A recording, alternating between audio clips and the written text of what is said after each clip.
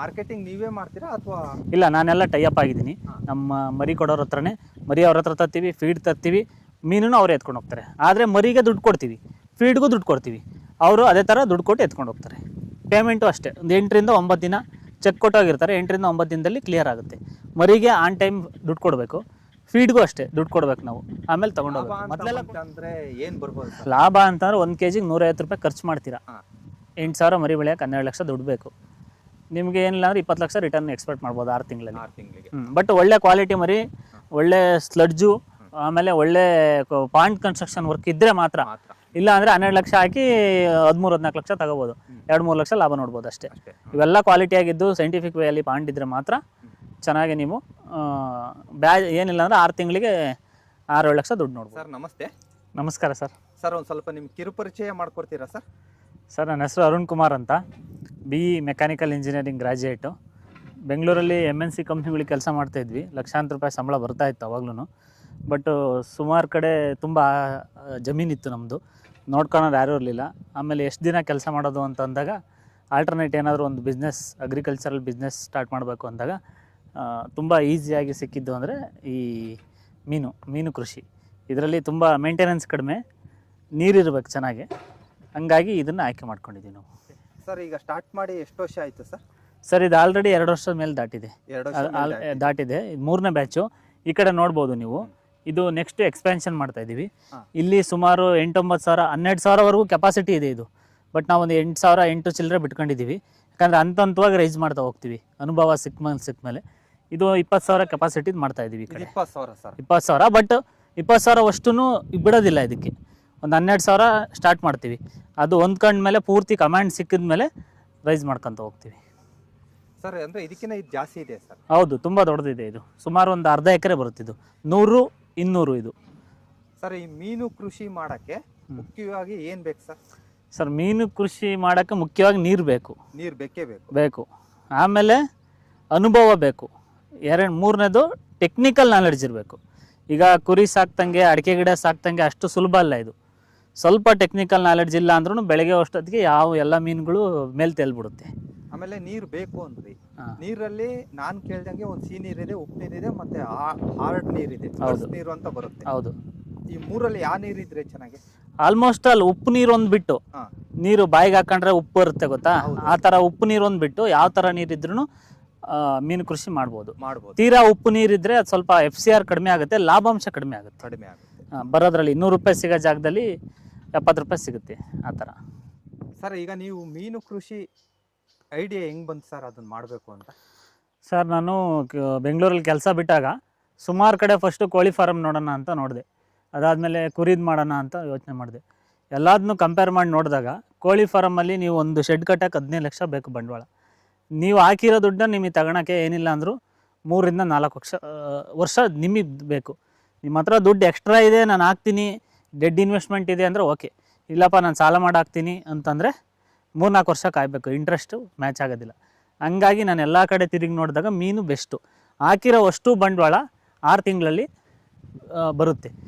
6 ತಿಂಗಳಲ್ಲಿ ಲಾಭಾಂಶ ಇರಲ್ಲ, ಯಾಕಂದರೆ ಫಸ್ಟು ತೊಟ್ಟಿ ಮಾಡೋಕೆ ಹಾಕಿರ್ತೀರ ನೀವು, ನಿಮ್ಮದು ಇನ್ವೆಸ್ಟ್ಮೆಂಟು ಅಲ್ಲಿ ನಿಮ್ಗೆ ಬಂದೋಗುತ್ತೆ. ಬಂತು ಅಂದರೆ ನೆಕ್ಸ್ಟ್ ಸೆಕೆಂಡ್ ಬೆಳೆಯಲ್ಲಿ ಏನಾಗುತ್ತೆ, ನಿಮಗೆ ಪೂರ್ತಿ ಈಗ ಹಾಕಿರೋ ಬಂಡವಾಳ ಎಲ್ಲ ಬರುತ್ತೆ, ಅದಷ್ಟು ಫ್ರೀ ಆಗುತ್ತೆ ನಿಮಗೆ. 6 ತಿಂಗಳಲ್ಲಿ ನಿಮಗೆ ಕಂಟಿನ್ಯೂ ಆಗಿಬಿಡುತ್ತೆ. ಹಂಗಾಗಿ ನಾನು ಆಯ್ಕೆ ಮಾಡ್ಕೊಂಡಿದ್ದು ಮೀನು ಕೃಷಿ. ಸರ್ ಇದನ್ನು ಮಾಡೋಕ್ಕಿಂತ ಮುಂಚೆ ನೀವು ಬೇರೆಯವ್ರು ಮಾಡಿರೋದು ಹೋಗಿ ನೋಡ್ಕೊಂಡು ಬಂದಿದ್ದೀರಾ? ಸುಮಾರು ಕಡೆ ಹೋಗಿದ್ದೀನಿ. ಬೆಳಗಾಂಗೆ ಹೋಗಿದ್ದೀನಿ, ಬೆಳಗಾಮಲ್ಲಿ ಫ್ರೆಂಡ್ ಇದ್ದಾರೆ, ಅಲ್ಲಿ ಹೋಗಿದ್ದೀನಿ. ಚಾಮರಾಜನಗರ ಸೈಡೆಲ್ಲ ಹೋಗಿದ್ದೀನಿ. ಅದನ್ನು ಬಿಟ್ಟು ನೆಕ್ಸ್ಟ್ ಮಹಾರಾಷ್ಟ್ರ ಎಲ್ಲ ಹೋಗಿದ್ದೀವಿ, ಆಂಧ್ರ ಪ್ರದೇಶ ಹೋಗಿದ್ದೀವಿ. ಎಲ್ಲ ಕಡೆ ನೋಡಿದ ಮೇಲೆ ಕಂಪ್ಯಾರಿಟಿವ್ಲಿ ಇದಕ್ಕೆ ಮಾರ್ಕೆಟ್ ಇದೆ, ಮಾಡ್ಬೋದು ಅಂತ ಗೊತ್ತಾದ ಮೇಲೆ ಇದನ್ನು ಸ್ಟಾರ್ಟ್ ಮಾಡಿದ್ದು ನಾನು. ಸರ್ ಮಾರ್ಕೆಟಿಂಗ್ ನೀವೇ ಮಾಡ್ತೀರಾ ಅಥವಾ? ಇಲ್ಲ, ನಾನೆಲ್ಲ ಟೈಅಪ್ ಆಗಿದ್ದೀನಿ. ನಮ್ಮ ಮರಿ ಕೊಡೋರ ಹತ್ರನೇ ಮರಿ ಅವ್ರ ಹತ್ರ ತರ್ತೀವಿ, ಫೀಡ್ ತರ್ತೀವಿ, ಮೀನೂ ಅವರೇ ಎತ್ಕೊಂಡು ಹೋಗ್ತಾರೆ. ಆದರೆ ಮರಿಗೆ ದುಡ್ಡು ಕೊಡ್ತೀವಿ, ಫೀಡ್ಗೂ ದುಡ್ಡು ಕೊಡ್ತೀವಿ, ಅವರು ಅದೇ ಥರ ದುಡ್ಡು ಕೊಟ್ಟು ಎತ್ಕೊಂಡು ಹೋಗ್ತಾರೆ. ಪೇಮೆಂಟು ಅಷ್ಟೇ, ಒಂದು 8 ರಿಂದ 9 ದಿನ ಚೆಕ್ ಕೊಟ್ಟೋಗಿರ್ತಾರೆ. 8 ರಿಂದ 9 ದಿನದಲ್ಲಿ ಕ್ಲಿಯರ್ ಆಗುತ್ತೆ. ಮರಿಗೆ ಆನ್ ಟೈಮ್ ದುಡ್ಡು ಕೊಡಬೇಕು, ಫೀಡ್ಗೂ ಅಷ್ಟೇ ದುಡ್ಡು ಕೊಡಬೇಕು ನಾವು, ಆಮೇಲೆ ತೊಗೊಂಡೋಗ್ಬೇಕು. ಮೊದಲೆಲ್ಲ ಕೊಡೋರು ಕೋಳಿ ಫಾರಮ್ ಥರ ಕಾಂಟ್ರಾಕ್ಟ್ ಫಾರ್ಮಿಂಗಲ್ಲಿ ಅವರೇ ಕೊಟ್ಟು ಅವರೇ ಇದನ್ನು ಮಾಡಿ ಎಲ್ಲ ಮಾಡೋರು. ಏನಾಗಿದೆ, ಆ ಥರ ಕೊಟ್ಟಾಗ ಕೆಲವು ರೈತರು ಭಾಳ ನೆಗ್ಲಿಜೆನ್ಸಿ ಮಾಡ್ತಾರೆ, ಅವರೆಲ್ಲ ಬಂಡವಾಳ ಹಾಕಿರ್ತಾರೆ. ಇಲ್ಲಿ ಇವ್ರು ಸರಿಯಾಗಿ ನೋಡ್ಕೊಳಲ್ಲ, ವಾಟರ್ ಕ್ವಾಲಿಟಿ ನೋಡಲ್ಲ, pH ನೋಡಲ್ಲ. ಹಂಗಾಗಿ ಕಂಪ್ನಿಗಳು ಏನು ಮಾಡುತ್ತೆ, ರೈತರು ಹೂಡಿಕೆ ಮಾಡಲಿ, ಹಂಗಾರೆ ಅವ್ರಿಗೆ ಜವಾಬ್ದಾರಿ ಇರುತ್ತೆ ಅಂತ ಹೇಳ್ಬಿಟ್ಟು ಆ ಒಂದು ಕಾರಣಕ್ಕೋಸ್ಕರ ಇದನ್ನು ಎಲ್ಲ ಓನಾಗಿ ಮಾಡ್ಸೋಕ್ಕೆ ಸ್ಟಾರ್ಟ್ ಮಾಡಿದ್ವಿ. ಈಗಲೂ ಇದ್ದಾರೆ ಬೇಕಾದ್ರೆ ಆ ಥರ ಕೊಡ್ತೀನಿ ಅಂತಂದ್ರೆ ಇವ್ರಿಗೆ ಲಾಭಾಂಶ ಏನು ಸಿಗಲ್ಲ. 100 ರೂಪಾಯಿ ಕೆ ಜಿಗೆ ಸಿಗುತ್ತೆ ಅಂತಂದ್ರೆ ಅವಾಗ 20-30 ರೂಪಾಯಿ ಸಿಗುತ್ತೆ ಅಷ್ಟೇ. ಈಗ ಹೆಂಗೆ ಕೋಳಿ ಫಾರಮಲ್ಲಿ ಎಲ್ಲ ಕೊಟ್ಬಿಟ್ಟು ನಿಮಗೆ ಕೆ ಜಿಗೆ ಸಿಗೋದು 4-6 ರೂಪಾಯಿ ಅಷ್ಟೇ. ಅದೇ ನೀವು ಸ್ವಂತಕ್ಕೆ ಮಾಡಿದ್ರೆ, ಬಟ್ ಸ್ವಂತಕ್ಕೆ ನಿಮಗೆ ಮಾರ್ಕೆಟಿಂಗ್ ಕಷ್ಟ ಆಗುತ್ತೆ ಕೋಳಿಲಿ. ಇದರಲ್ಲಿ ಮಾಡ್ಬೋದು, ಏನು ಸಮಸ್ಯೆ ಇಲ್ಲ. ಓನಾಗಿ ಮಾಡೋದ್ರಿಂದ ಒಳ್ಳೆ ಲಾಭಾಂಶ ಇದೆ, ಸಮಸ್ಯೆ ಇಲ್ಲ. ಒಂದು 6 ತಿಂಗಳಿಗೆ ಏನಿಲ್ಲ ಅಂದ್ರೆ ಒಂದು 6-7 ಲಕ್ಷ ದುಡ್ಡು ನೋಡ್ಬೋದು, ಎಲ್ಲ ಖರ್ಚೆಲ್ಲ ತೆಗೆದು. ಸರ್ ಈಗ ಟೋಟಲ್ ಎಷ್ಟು ಮೀನುಗಳನ್ನ ಬಿಟ್ಟಿರ ಸರ್? ಸರ್ ನಾವೀಗ ಬಿಟ್ಟಿರೋದು ಬಂದ್ಬಿಟ್ಟು ಸುಮಾರು ಒಂದು 12,000ವರೆಗೂ ಕೆಪಾಸಿಟಿ ಇದೆ ನಮ್ಮ ಪಾಂಡಲ್ಲಿ. ಬಟ್ ಇವಾಗ 8,400 ಇದೆ ನಮ್ಮ ಹತ್ರ ಮೀನು. ಯಾಕಂತಂದರೆ ಅನುಭವ ಬಂದಂಗೆ ರೈಸ್ ಮಾಡ್ತಾ ಹೋಗ್ಬೋದು. ಒಂದೇ ಸರಿ 25,000 ಬಿಡೋದು, ಒಂದೇ ಸರಿ 40,000 ಬಿಡೋದು ನಾನು ಯಾರಿಗೂ ಸಜೆಸ್ಟ್ ಮಾಡೋಕ್ಕೆ ಹೋಗೋದಿಲ್ಲ. ಫಸ್ಟು ಹಂತವಾಗಿ ಒಂದು 8,000 ಬಿಟ್ಟು ನಿಮಗೆ ಆ ಫೀಲ್ಡಲ್ಲಿ ಗ್ರಿಪ್ ಸಿಕ್ಕ ಮೇಲೆ ಹೋಗ್ಬೋದು ಆರಾಮಾಗಿ. ಒಂದು ಮೀನಿಗೆ ಏನಿಲ್ಲಾಂದ್ರೂ 150 ರೂಪಾಯಿ ಖರ್ಚು ಬರುತ್ತೆ. 8,000 ಮೀನು ಸಾಕ್ತಾ ಇದ್ದೀರಿ ಅಂತಂದರೆ 12 ಲಕ್ಷ ರೂಪಾಯಿ ಬಂಡವಾಳಕ್ಕೆ ರೆಡಿ ಇರಬೇಕು ನೀವು. ಇದು ಯಾವುದೋ ಇದರಲ್ಲಿ 10 ಪೈಸಾ ಮೀನು 20 ಪೈಸಾ ಮೀನು ತಗೊಂಬಂದು ಸಾಕ್ತೀವಿ, ಅದು ಬೇರೆ. ಇದು ಎಂಟೈರ್ಲಿ ಡಿಫ್ರೆಂಟು. ಇದು ಬಂದ್ಬಿಟ್ಟು ಪ್ಯೂರ್ಲಿ ಬಂಡವಾಳ ಓರಿಯೆಂಟೆಡು. ಒಂದು ಮೀನು 8 ರೂಪಾಯಿಂದ ಹಿಡಿದು 25 ರೂಪಾಯಿವರೆಗೂ ಸಿಗುತ್ತೆ. ಬಟ್ ನಾವು ತರೋದೆಲ್ಲ ಟಾಪ್ ಕ್ವಾಲಿಟಿ ಮೀನು, 25 ರೂಪಾಯಿ ಮೀನೇ ತಗೊಂಬಂದು ಸಾಕ್ತೀವಿ. ಯಾಕಂದರೆ ಜಲ್ದಿ ಬರುತ್ತೆ, ಕ್ವಾಲಿಟಿಯಾಗಿ ಬರುತ್ತೆ ಮಾಲು. ದುಡ್ಡು ಹಾಕಿದಷ್ಟು ದುಡ್ಡು ತಗೋಬೋದು. ಕಮ್ಮಿದು ಹಾಕಿದ್ರೆ ಮರಿ ಸಣ್ಣದಿರುತ್ತೆ, ಬರೋಕ್ಕೆ ವರ್ಷ ಆಗುತ್ತೆ, ಟೈಮ್ ವೇಸ್ಟ್ ಆಗುತ್ತೆ, FCR ಹೊಟ್ಟೋಗುತ್ತೆ. FCR ಅಂದರೆ ಫೀಡ್ ಕನ್ವರ್ಷನ್ ರೇಷಿಯೋ, ಅಂದರೆ ಎಷ್ಟು ಫುಡ್ ತಿಂದು ಎಷ್ಟು ಬಂತು ಅಲ್ಲಿ ಮಾತ್ರ ರೈತರಿಗೆ ಲಾಭ. 1 kg ಮೀನು 1 kg ತಿಂದು 1 kg ಬೆಳವಣಿಗೆ ಆದರೆ ಒಳ್ಳೆ ಲಾಭ. 1.5 kg ತಿಂದು 1 kg ಮೀನು ಬೆಳವಣಿಗೆ ಆಯಿತು ಅಂದರೆ ರೈತಕ್ಕೆ ಸಿಗಲ್ಲ. ಪ್ರೊಡಕ್ಷನ್ ಕಾಸ್ಟೇ 200 ರೂಪಾಯಿ ಆಗಿಬಿಡುತ್ತೆ ನಿಮಗೆ. 250 ರೂಪಾಯಿಗೆ ಈಗ ಲೋಯೆಸ್ಟ್ ಅಂದರೆ 250 ರೂಪಾಯಿ ಇರೋದು ಬೈಬ್ಯಾಕು ಅಲ್ವಾ? ಆದರೆ ಸಿಗೋದಿಲ್ಲ. ಪ್ರೊಡಕ್ಷನ್ ಕಾಸ್ಟು ನಿಮಗೆ 1 kg ಬರಬೇಕು ಅಂದರೆ ಕ್ವಾಲಿಟಿ ಮರಿ ತಂದರೆ ಒಳ್ಳೆ ಲಾಭ ಇದರಲ್ಲಿ ನೋಡ್ಬೋದು. ಆಮೇಲೆ ಏನು ಪಾಂಡು ಅಂದರೆ ನಾವು JCPಯಲ್ಲಿ ಪಾಂಡು ತೆಗಿಸ್ತೀವಲ್ಲ, ಇದು ಹೌದು, ಇದನ್ನ ಮ್ಯಾನ್ಯುಯಲ್ ಆಗಿ ಈ ಥರನೇ ಮಾಡಬೇಕು ಅಥವಾ ಸೈನ್ಸ್ ಪ್ರಕಾರ ಏನಾನ ಇದೆಯಾ ಸರ್? ಹೌದು, ತುಂಬ ಇದೆ. ಏನಾಗುತ್ತೆ, ಕೆಲವರು ಅಡಿಕೆ ತೋಟಕ್ಕೆ ನೀರಿಗೆ ಅಂತ ಮಾಡ್ಕೊಂಡಿರ್ತಾರೆ. ಅಲ್ಲಿ ಏನಾಗುತ್ತೆ, ಮರಿ ಬರುತ್ತೆ, ಬಟ್ ಮರಿ ನಿಮಗೆ ನೋಡೋಕೆ ದೊಡ್ಡದು ಕಾಣುತ್ತೆ, ಅದು 2-2 kg ತಿಂದಿರುತ್ತೆ. ಯಾಕಂದರೆ ಸ್ಲಡ್ಜು ರಿಮೂವ್ ಆಗಿರಲ್ಲ ನೀಟಾಗೆ, ಸೈಂಟಿಫಿಕ್ ವೇ ಇರಲ್ಲ. ಇಷ್ಟೇ ಅಡಿ ನೀರು ನಿಲ್ಲಬೇಕು ಅಂತ ಇರುತ್ತೆ. 30 ಅಡಿ 40 ಅಡಿ 60 ಅಡಿ ಇರೋ ಪಾಂಡುಗಳಿಗೆ ಮರಿ ತಗೊಂಡೋಗ್ಬಿಡ್ತಾರೆ. ಮೇಲಿಂದ ಕೆಳಗೆ ಬಂದು ಆಕ್ಸಿಜನ್ ತಗೊಂಡೋಗೋಕ್ಕೆ ಮರಿ ತುಂಬ ತ್ರಾಸಾಗುತ್ತೆ. ಮೀನನ್ನು ಡೆಡಿಕೇಟೆಡಾಗಿ ಮಾಡ್ತೀನಿ ಅಂತಂದರೆ ನೀವು ಸೈಂಟಿಫಿಕಾಗಿ ಮಾಡಬೇಕು. ಅದನ್ನೆಲ್ಲ ಬೇಕಾದರೆ ನಮಗೆ ಕಾಂಟ್ಯಾಕ್ಟ್ ಮಾಡಿದ್ರೆ ನಾವೇ ಮಾಡಿಕೊಡ್ತೀವಿ ಪೂರ್ತಿ. ಏನಾಗುತ್ತೆ, 30 ಅಡಿ 40 ಅಡಿ ಓಡಿಸ್ತಾರೆ ನೀರಿಗೆ ಸ್ಟೋರೇಜು, ಅಲ್ಲಿ ಮೀನು ಸಾಕ್ತೀನಿ ಅಂತ ಹೋಗ್ತಾರೆ. ಅದು ಫೇಲಿಯರ್. ಯಾಕೆ ಫೇಲಿಯರ್ ಅಂತಂದರೆ ಮರಿ ಮೇಲಿಂದ ಬಂದು ಉಸಿರಾಡಿ ನೀರು ತಗೊಂಡು ಹೋಗೋಷ್ಟೊತ್ತಿಗೆ ಸುಸ್ತಾಗ್ತಾ ಇರುತ್ತೆ, ಫೀಡ್ ಇಂಟೇಕ್ ಆಗೋಲ್ಲ. 6 ತಿಂಗಳಿಗೆ ಬರೋ ಮೀನು 9 ತಿಂಗಳಿಗೆ ಬರುತ್ತೆ. ವರ್ಷಕ್ಕೆ 2 ಬ್ಯಾಚ್ ಮಾಡಬೇಕು, ವರ್ಷಕ್ಕೆ ಒಂದೇ ಬ್ಯಾಚ್ ಮಾಡೋಕ್ಕಾಗೋದು. ಒಂದು ಫೀಡು ಅಷ್ಟೇ, 1 kg ತಿನ್ನೋ ಜಾಗದಲ್ಲಿ 2 kg ತಿಂದಿರುತ್ತೆ. ನಮಗೆ ಅಲ್ಲಿ ಲಾಸ್ ಆಗುತ್ತೆ. ಲಾಸ್ ಆಗಲ್ಲ, ಬರೋ ಲಾಭಾಂಶ ಕಡಿಮೆ ಆಗುತ್ತೆ. ನಾವು ನಿರೀಕ್ಷೆ ಒಂದು 10 ಲಕ್ಷ ದುಡ್ಡಾಗುತ್ತೆ ಅಂತ ಇಟ್ಕೊಂಡಿದ್ದೆ, ಬರೀ 1-1.5 ಲಕ್ಷ ಆಗ್ಬಿಡ್ತು. ಲಾಭ ಎಲ್ಲ ಖರ್ಚು ತೆಗೆದು ಅಷ್ಟಾಯಿತು. ಇದೆಲ್ಲ ಕಾರಣಗಳು ಇರ್ತವೆ ಇದರಲ್ಲಿ. ಫೀಲ್ಡಲ್ಲಿ ಪೂರ್ತಿ ತಿಳ್ಕೊಂಡಲ್ಲೇ ಮಾಡೋದು ತುಂಬ ಕಷ್ಟ. ಆಮೇಲೆ ಬರೀ ಟಾರ್ಪಲ್ ಒಂದು ಹಾಕಿದ್ರೆ ಸಾಕಾ ಸರ್? ಟಾರ್ಪಲ್ಲಿನಲ್ಲಿ ಕ್ವಾಲಿಟಿ ಟಾರ್ಪಲ್ ಬರುತ್ತೆ. ಈಗ 120 ರೂಪಾಯಿಗೂ ಹಾಕ್ತಾರೆ, 110 ರೂಪಾಯಿಗೆ ಹಾಕ್ತಾರೆ, 115 ರೂಪಾಯಿ ಹಾಕ್ತಾರೆ. ಕಿಂಗ್ಸ್ಟನ್ ಟಾರ್ಪಲ್ ಅಂತ ಬರುತ್ತೆ. ಅದನ್ನ ಹಾಕಿದ್ರೆ 15-20 ವರ್ಷ ಮಿಸ್ ಕಾಡಲ್ಲ ಟಾರ್ಪಲ್ಲು. ಅದು ಹೆಚ್ಚು ಕಡಿಮೆ ಕಂಪ್ನಿಯಿಂದ 5 ವರ್ಷ ವಾರಂಟಿ ಕೊಡ್ತಾನೆ. ನೀವು ಎಕ್ಸ್ಟ್ರಾ ಬೇಕಾದ್ರೂ ಇನ್ನೂ 5 ವರ್ಷ ಯೂಸ್ ಮಾಡಿದ್ರು ಆ ಟಾರ್ಪಲ್ಲು ಮಿಸ್ ಕಾಡಲ್ಲ. ಅಂಥ ಕ್ವಾಲಿಟಿ ಕೆಲಸ ಮಾಡಬೇಕು. ಪೋಲ್ ಹಾಕಬೇಕು, ಸುತ್ತ ಮೆಸ್ ಹಾಕೋಬೇಕು. ಮೆಸ್ ಅಂದರೆ ವೆಲ್ಡ್ ಮೆಸ್ ಬರುತ್ತೆ. ಈ ಮಾಮೂಲಿ ಮೆಸ್ಸಲ್ಲಿ ರೈತರು ಹಾಕೋದ್ರಲ್ಲಿ ಏನಾಗುತ್ತೆ, ಹಾವು ಕಪ್ಪೆ ಎಲ್ಲ ಒಳಗೆ ಬರುತ್ತೆ. ವೆಲ್ಡ್ ಮೆಸ್ ಹಾಕಿದ್ರೆ ನಿಮಗೆ ಹಾವು ಬರೋಲ್ಲ, ಕಪ್ಪೆನೂ ಬರೋಲ್ಲ, ಅಕ್ಯುರೇಸಿ ಇರುತ್ತೆ ತುಂಬ. ಆ ಥರ ಮಾಡ್ಕೋಬೋದು. ಅಕಸ್ಮಾತ್ ಈಗ ನೀವೇ ಎಲ್ಲ ಟೋಟಲ್ ಮಾಡಿಸ್ಕೊಡ್ತೀನಿ ಅಂತ ಹೇಳ್ತಿದ್ದೀರಲ್ಲ ಸರ್, ಈಗ ನೀವು ತೋಟಕ್ಕೆ ವಿಸಿಟ್ ಮಾಡಿದಷ್ಟಿಗೆ ನೀವೇನು ಚೆಕ್ ಮಾಡ್ತೀರಾ? ನೀರು ಎಷ್ಟು ಬರ್ತಿದೆ ಬೋರಲ್ಲಿ ಏನೋ ಚೆಕ್ ಮಾಡ್ತೀನಿ. ಅಲ್ಲೇ ನೋಡ್ಬಿಟ್ಟು ಹೇಳೋಗ್ಬಿಡ್ತೀರಾ ನಿಮ್ಮದು ಏನು ನೀರು ಮೀನು ಸಾಕ್ಬೋದಾ ಸಾಕೋಕ್ಕಾಗಲ್ವ ಅಂತ. ವಾರಕ್ಕೆ 1 ಅಡಿ 10 ಅಡಿ ಅಲ್ಲ 10 ದಿನಕ್ಕೆ 1 ಅಡಿ ತುಂಬಿಸ್ತೀನಿ ತೊಟ್ಟಿನ ಅಂತಂದರೆ ಕಂಪಲ್ಸರಿ ಏರೇಟ್ರ್ ಹಾಕೋಬೇಕು. ಇಲ್ಲ ನಾನು ಡೈಲಿ 2 ಅಡಿ ತುಂಬಿಸ್ತೀನಿ, ಡೈಲಿ 3 ಅಡಿ ತುಂಬಿಸ್ತೀನಿ, ನೀರು ಚೆನ್ನಾಗಿದೆ, ಸೋರ್ಸ್ ಚೆನ್ನಾಗಿದೆ ಅಂತಂದರೆ ಸಮಸ್ಯೆ ಇಲ್ಲ. ಅವಾಗ ಇದು ಬೇಡ ಸರ್. ಏರೇಟ್ರ್ ಹಾಕೊಂಡ್ರೆ ತುಂಬ ಒಳ್ಳೇದು. ಹಾಕಲಿಲ್ಲ ಅಂದರೆ ಏನು ಅದೇನು ಲಾಸ್ ಆಗಲ್ಲ ನಿಮಗೆ. ಹಂಗಾಗಿ ನೀರು ಕಮ್ಮಿ ಇದ್ದಾಗ ಮಾತ್ರ ಹಾಕಬೇಕು. ನೀರು ಕಮ್ಮಿ ಇದ್ದಾಗ ಅಮೋನಿಯಾ ಟಾಕ್ಸಿಸ್ ಗ್ಯಾಸಸ್ ಬರುತ್ತೆ ಅದರಲ್ಲಿ, ಅದನ್ನು ಆಚೆ ಹಾಕಬೇಕು. ನೀರು ರೊಟೇಷನ್ ಆದಷ್ಟು ಮಜ್ಜಿಗೆ ಥರ ಮಾಗೋಯುತ್ತೆ, ಎಲ್ಲ ಆಚೆ ಹೋಗ್ಬಿಡುತ್ತೆ.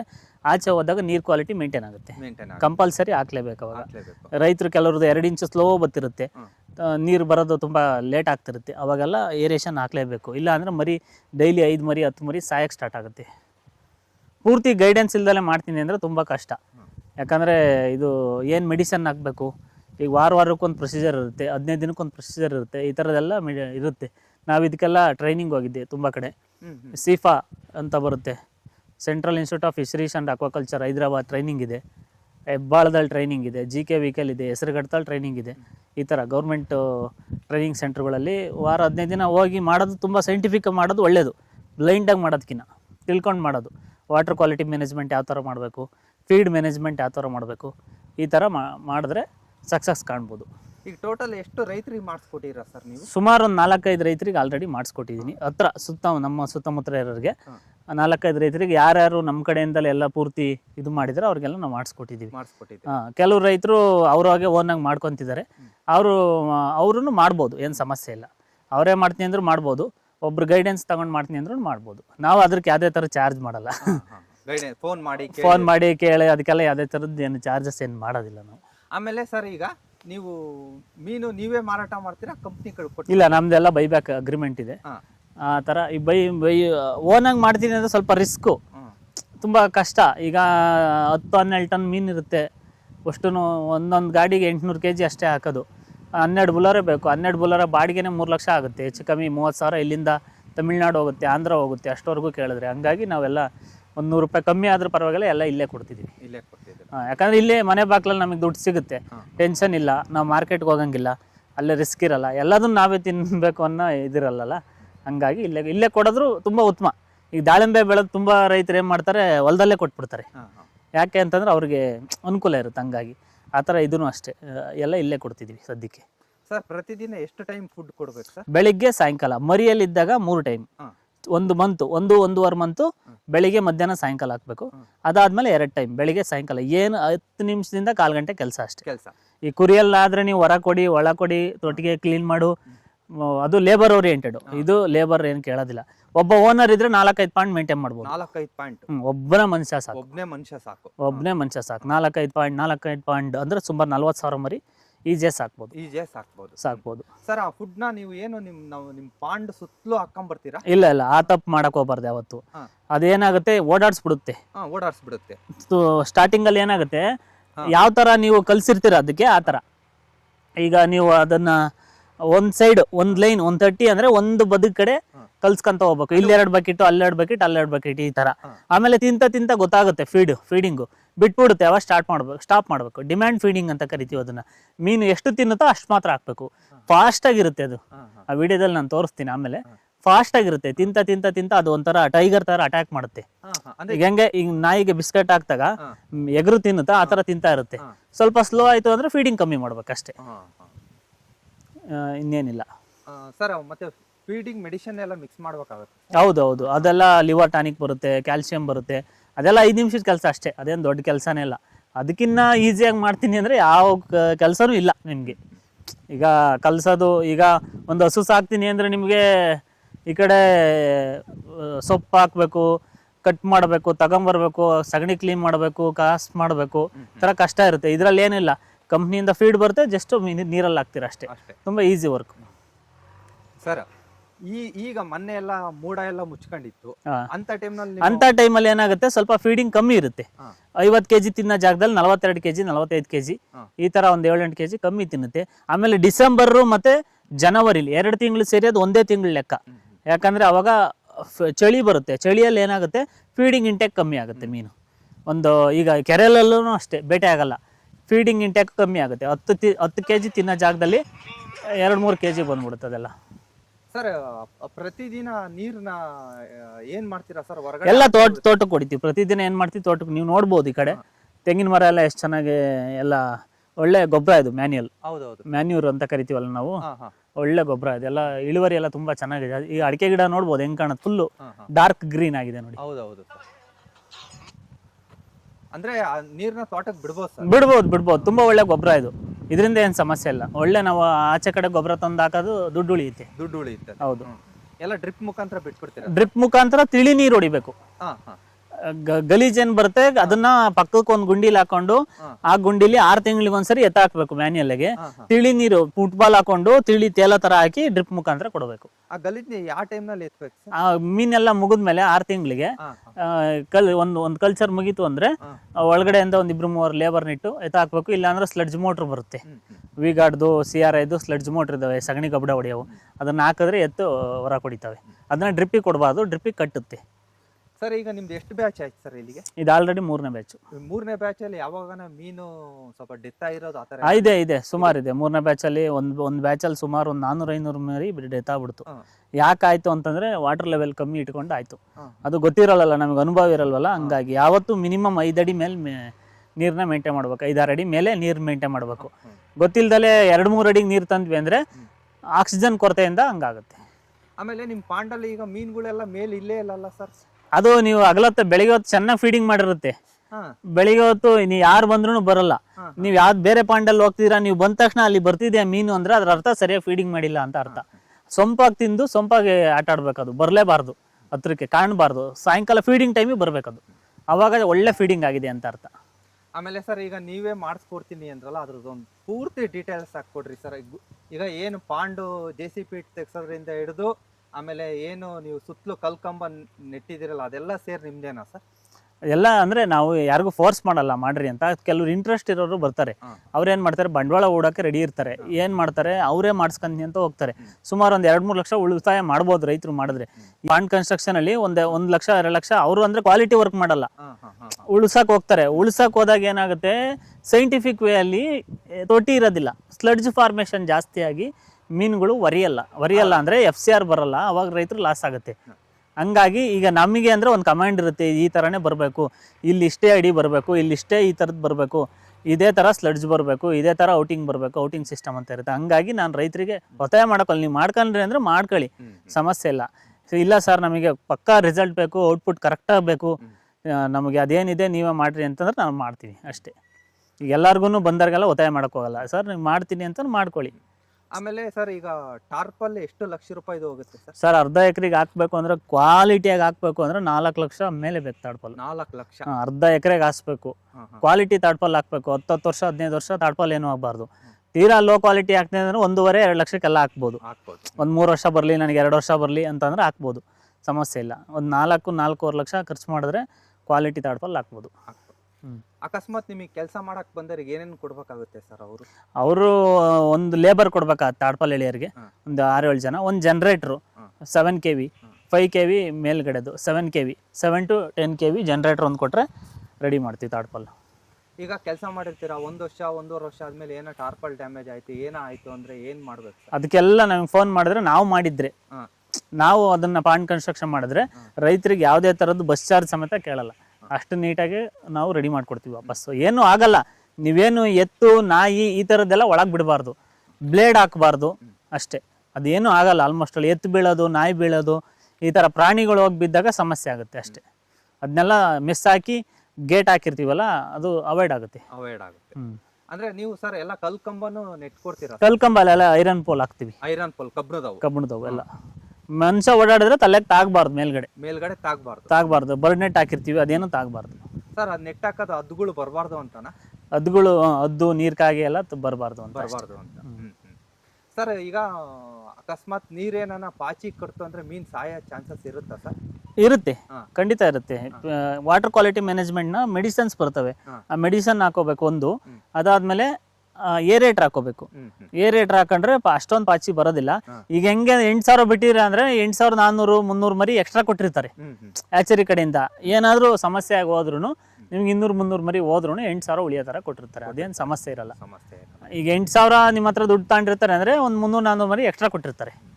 ಹಂಗಾಗಿ ಸಣ್ಣ ಪುಟ್ಟ ಮೈನರ್, ಈಗ ವಾರಕ್ಕೊಂದು, ನಮ್ದ್ರಲ್ಲಿ ಎಷ್ಟೇ ಮಾಡ್ತೀನಿ ಅಂದ್ರೆ ವಾರಕ್ಕೊಂದು 15 ದಿನಕ್ಕೊಂದು ಮರಿ ಹೋಗ್ತಾನೆ ಇರುತ್ತೆ. ಅದು ಕಾಮನ್, ಅದು ತೀರಾ ಮೊರ್ಟಾಲಿಟಿ ಇರಲ್ಲ ಅಷ್ಟೇ. ಸರ್ ಈಗ ಇದರಲ್ಲಿ ಲಾಭ ಅಂತ ಬಂತಂದ್ರೆ ಏನು ಬರ್ಬೋದು? ಲಾಭ ಅಂತಂದ್ರೆ 1 kgಗೆ 150 ರೂಪಾಯಿ ಖರ್ಚು ಮಾಡ್ತೀರಾ, 8,000 ಮರಿ ಬೆಳೆಯೋಕೆ 12 ಲಕ್ಷ ದುಡ್ಡು ಬೇಕು. ನಿಮಗೆ ಏನಿಲ್ಲ ಅಂದ್ರೆ 20 ಲಕ್ಷ ರಿಟರ್ನ್ ಎಕ್ಸ್ಪೆಕ್ಟ್ ಮಾಡ್ಬೋದು 6 ತಿಂಗಳಿಗೆ. ಬಟ್ ಒಳ್ಳೆ ಕ್ವಾಲಿಟಿ ಮರಿ, ಒಳ್ಳೆ ಸ್ಲಡ್ಜು, ಆಮೇಲೆ ಒಳ್ಳೆ ಪಾಂಡ್ ಕನ್ಸ್ಟ್ರಕ್ಷನ್ ವರ್ಕ್ ಇದ್ದರೆ ಮಾತ್ರ. ಇಲ್ಲ ಅಂದರೆ 12 ಲಕ್ಷ ಹಾಕಿ 13-14 ಲಕ್ಷ ತಗೋಬೋದು, 2-3 ಲಕ್ಷ ಲಾಭ ನೋಡ್ಬೋದು ಅಷ್ಟೇ. ಇವೆಲ್ಲ ಕ್ವಾಲಿಟಿಯಾಗಿದ್ದು ಸೈಂಟಿಫಿಕ್ ವೇಯಲ್ಲಿ ಪಾಂಡ್ ಇದ್ದರೆ ಮಾತ್ರ ಚೆನ್ನಾಗಿ ನೀವು ಏನಿಲ್ಲ ಅಂದರೆ 6 ತಿಂಗಳಿಗೆ 6-7 ಲಕ್ಷ ದುಡ್ಡು ನೋಡ್ಬೋದು. ಸರ್ ಲಾಸು ಅಂತ ಮಾಡ್ಕೊಂಡ್ರೆ ಲಾಸು ಅಂತ ಮಾಡ್ಕೊಂಡ್ರೆ 12ಕ್ಕೆ ಏನಿಲ್ಲ ಅಂತಂದ್ರೂ ಒಂದು 4-5 ಲಕ್ಷ ಲಾಸ್ ಆಗುತ್ತೆ. ಅಂದರೆ ಒಂದು 7-8 ಲಕ್ಷ ರಿಟರ್ನ್ ಬರುತ್ತೆ.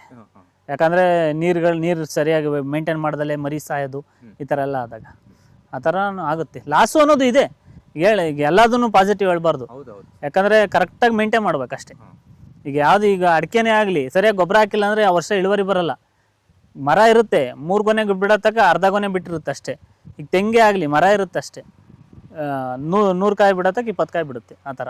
ಸರ್ ಒಂದು 500 ಮೀನು ತಗೊಂಬಂದ್ಬಿಟ್ಟು 500 ಮೀನು ಒಂದೇ ತೂಕ ಬರ್ತಾವ ಸರ್? ಒಂದೊಂದು ಸ್ವಲ್ಪ ಒಂದು ಹೆಚ್ಚು ಕಮ್ಮಿ, ತೀರಾ ಹೆಚ್ಚು ಕಮ್ಮಿ ಇರಲ್ಲ, ಒಂದು 10% ಎರರ್ ಇದ್ದೇ ಇರುತ್ತೆ. ಈಗ 12 ಟನ್ ಮೀನು ಎತ್ತುತ್ತೀನಿ ಅಂತಂದ್ರೆ ಒಂದು ಏನಿಲ್ಲ ಅಂತಂದ್ರೆ 11 ಟನ್ ಫಸ್ಟ್ ಕ್ವಾಲಿಟಿ ಇರುತ್ತೆ, 1 ಟನ್ನು ಸಣ್ಣ ಪುಟ್ಟದ್ದು ಇದ್ದೇ ಇರುತ್ತೆ. ಅದೆಲ್ಲ ಮಾಮೂಲಿ. ಒಂದೇ ಸತಿ ಮೀನು ಎತ್ಬಿಡ್ತಾರ ಅಥವಾ ಹಂತವಾಗಿ ಎತ್ತುತ್ತಾರ? ಈಗ ಮಿನಿಮಮ್ 8,000 ಬಿಟ್ಟಿದ್ದೀರಾ ಅಂತಂದ್ರೆ 2 ವಾರ ಎತ್ತುತ್ತಾರೆ. 1 ವಾರ 4 ಟನ್, ಇನ್ನೊಂದು ವಾರ 4 ಟನ್. ಇಲ್ಲ ನನಗೆ ಒಂದೇ ಸರಿ ಎತ್ಕೊಡು ಅಂದ್ರೆ ಒಂದೇ ಸರಿನೂ ಎತ್ಕೊಡ್ತಾರೆ. ಸರ್ ಮೀನೆಲ್ಲ ಖಾಲಿ ಆದ್ಮೇಲೆ ಏನಾನ ಲಿಕ್ವಿಡ್ ಹಾಕಿ ಸುಣ್ಣ ಹಾಕಿ ಈ ತರ ಏನಾನ ಕ್ಲೀನ್? ಇಲ್ಲ, ಆ ಥರ ಏನಿಲ್ಲ. ಮೀನೆಲ್ಲ ಖಾಲಿ ಆದ್ಮೇಲೆ ಜಸ್ಟ್ ತೊಟ್ಟಿ ತೊಳೆದ್ಬಿಟ್ಟು ಒಂದು 2-3 ಮೆಡಿಸನ್ ಬರುತ್ತೆ, ಅದನ್ನ ಹಾಕ್ಬಿಟ್ಟು ತೊಳೆದ್ಬಿಟ್ಟು ಮತ್ತೆ ಹೊಸ ತುಂಬಿಸಿದ್ರೆ ಸಾಕು. ಯಾಕಂದ್ರೆ ಸುಣ್ಣ ಅದೆಲ್ಲ ನ್ಯಾಚುರಲ್ ಪಾಂಡ್ಗಳಲ್ಲಿ ಮಾಡಕ್ಕೆ ಬರುತ್ತೆ. ತಾಡ್ಪಾಲ್ ಹಾಕಿರ್ತೀವಿ, ಸುಣ್ಣ ಅದೆಲ್ಲ ಅವಶ್ಯಕತೆ ಇಲ್ಲ. ಯಾಕಂದರೆ ಈ ಮೀನು ನ್ಯಾಚುರಲ್ ಪಾಂಡಲ್ಲಿ ಮಾಡಕ್ಕೆ ಬರುತ್ತೆ, ಚೆನ್ನಾಗಿ ಬರುತ್ತೆ. ಏನಿಲ್ಲ ಅಂದ್ರೆ 1-2 ಟನ್ ಮರಿ ಅಲ್ಲೇ ಉಳ್ಕೊಳುತ್ತೆ. 5 ಮರಿ ಅಲ್ಲಿ ಕೆಳಗೆ ಉಳ್ಕೊಂಡು ಅಂದರೆ ನೆಕ್ಸ್ಟ್ ಬ್ಯಾಚಿಗೆ ಏನು ಮರಿನೂ ಬಿಡಲ್ಲ, ಎಲ್ಲ ತಿಂದಾಗುತ್ತೆ. ಈಗ ಏನಾನ ಸುತ್ತಮುತ್ತ ರೈತರು ನಿಮ್ಮ ಕಡೆಯಿಂದ ಮಾಡಿಸ್ಕೊಂಡು ಸಾಕಿದ್ರೆ ಅವ್ರ ಮೀನು ನೀವೇ ತಗೊಂತೀರಾ? ಎಲ್ಲ ಅಗ್ರಿಮೆಂಟ್ ಇರುತ್ತೆ. ಅಗ್ರಿಮೆಂಟ್ ಇರುತ್ತೆ? ಹೌದು, ಅಗ್ರಿಮೆಂಟ್ ಮಾಡಿಸಿ ಎಲ್ಲ ಮಾಡಿಸ್ತೀರಾ? ಅಗ್ರಿಮೆಂಟ್ ಇಲ್ದಲೆ ಏನು ನಡೆಯಲ್ಲ? ಏನು ನಡೆಯೋದಿಲ್ಲ ಸರ್. ಈಗ ಮೀನು ನೀವೇ ತರ್ತೀರಾ ಸರ್ ಹೋಗಿ ಅಥವಾ ಅವರೇ ಕಳಿಸ್ಕೊಡ್ತಾರ? ಇಲ್ಲ, ಎಲ್ಲದನ್ನು ಮುಂದೆ ನಿಂತ್ಕೊಂಡು ನಾವೇ ತರ್ತೀವಿ. ಯಾಕಂದ್ರೆ ಕೌಂಟ್ ನೋಡ್ಕೋಬೇಕಲ್ಲ, ಹೋಗಿ ಕೆಜಿಗೆ ಎಷ್ಟು ಪೀಸ್ ಬಂತು ಅಂತ ನೋಡ್ಕೋಬೇಕು. ಕೆಜಿಗೆ 70 ಪೀಸು 80 ಪೀಸು 100 ಪೀಸು ಎಲ್ಲ ಬಂತು ಅಂತಂದ್ರೆ FCR ಹೊರಟೋಗುತ್ತೆ. ಹಂಗಾಗಿ ನಾವೇ ಎಲ್ಲ ಮುಂದೆ ನಿಂತ್ಕೊಂಡು ತರ್ತೀವಿ ಅದನ್ನೆಲ್ಲ. ಸರ್ ಒಂದು ಸಾಕರಿಗೆ ಸಾಕ್ತೀನಿ ಅನ್ನೋರಿಗೆ ಒಂದು ಕಿವಿ ಮಾತು ಹೇಳೋದು? ಸಾಕ್ತೀನಿ ಅನ್ನೋರಿಗೆ ಏನೇ ಮಾಡಿದ್ರು ಸೈಂಟಿಫಿಕ್ ಆಗಿ ಮಾಡಿ ಅಷ್ಟೇ. ಏನೇ ಮಾಡಿದ್ರು ಸಿಸ್ಟಮೆಟಿಕ್ ಆಗಿ ಮಾಡಿ. ಮೀನು ತಂದೆ ಬಿಟ್ಟೆ ಸಾಕ್ತೆ ಅವು ಬೆಳ್ಕೊಂತವೆ ಅಂದ್ರೆ ಆಗಲ್ಲ. ಕರೆಕ್ಟಾಗಿ ಅದು ನೋಡ್ಕೋಬೇಕಷ್ಟೆ. ನೀರು ಎಕ್ಸ್ಚೇಂಜ್ ಮಾಡಬೇಕು ಆನ್ ಟೈಮಿಗೆ, ಫೀಡ್ ಆನ್ ಟೈಮಿಗೆ ಮಾಡಬೇಕು. ಆಮೇಲೆ ಮರಿ ಕ್ವಾಲಿಟಿ ಸೆಲೆಕ್ಷನ್ ಮಾಡ್ಕೊಂಡು ತರಬೇಕು. ಹಂಗಾದರೆ ಲಾಭಾಂಶ ಇದೆ. Okay, thank you sir. Okay, thank you sir.